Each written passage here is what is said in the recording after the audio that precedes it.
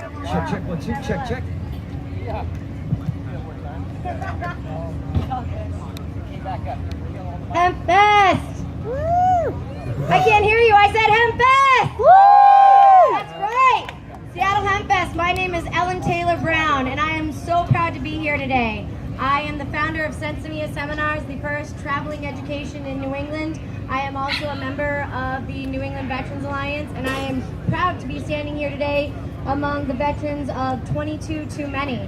So what I want to talk to you about today is the importance of getting involved in your cannabis community, and equally as important, getting involved in your veteran community, talking to your veterans, even if it's not necessarily about cannabis use, about mindfulness, about other alternatives to opiates. But if you do know about cannabis, the way I know about cannabis, when we talk about our endocannabinoid systems, the difference between THC, CBD, CBN, CBG, let's talk about it. Let's talk about all the different cannabinoids. Let's talk about all the different terpenes. Let's talk about all the different laws and state regulations. And let's educate those veterans on the best places for them, and more importantly, the best medicine for them. That's what this plan is. It's medicine. It's grown indigenously on every single continent, and we're going to be able to take this medicine and share it. What I would really like to see for the veteran community is I would like to see us work together to get cannabis not rescheduled, but descheduled, so anybody who wants cannabis can have it, and anybody and everybody can have the right to choose. Because that's what it's all about, the right to your choice of medicine.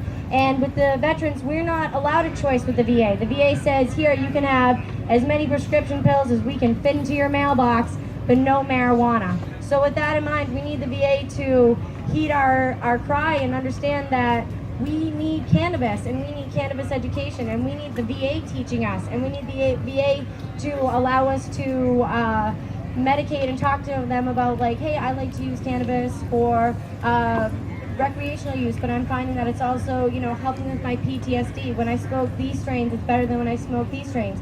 What is the difference between an indica and a sativa? And I need my primary care physician at the Veterans Hospital to know that, and they don't, and that's a travesty. So what we're here to do is we're here to educate each other, and we're here to make sure that we're getting the education out for those veterans. And that's not going to change without laws changing. That's not going to change without reform. And that reform comes from me, that reform comes from you, that reform comes from changing the stigma. We have a huge paradigm shift that we have to create. And that doesn't happen overnight. And that doesn't happen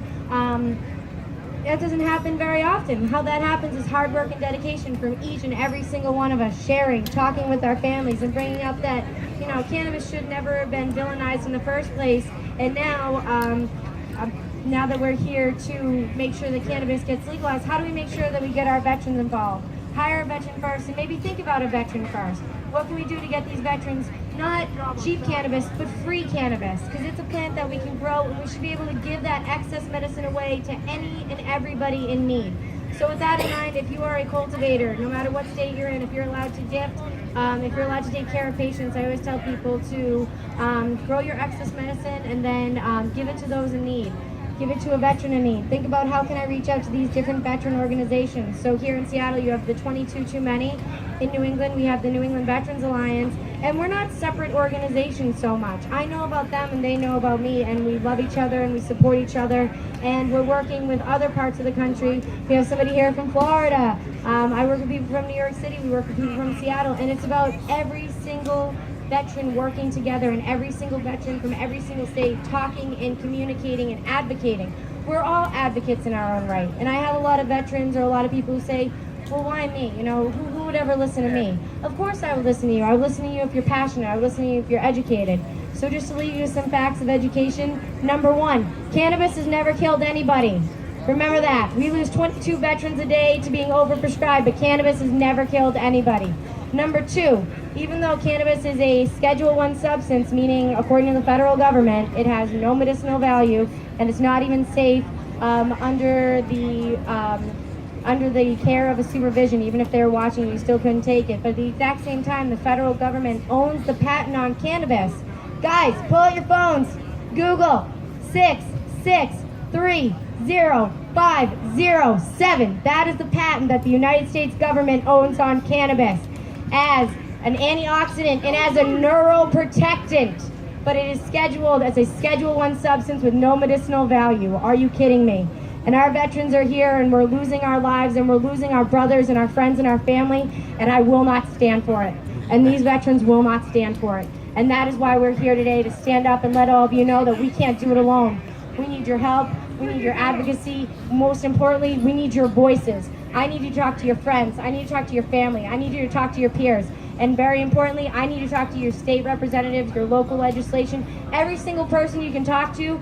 Be like, hey, do you know about your endocannabinoid system? Do you know about patent number 6630507? Say it with me, people. 6630507. It is not a joke.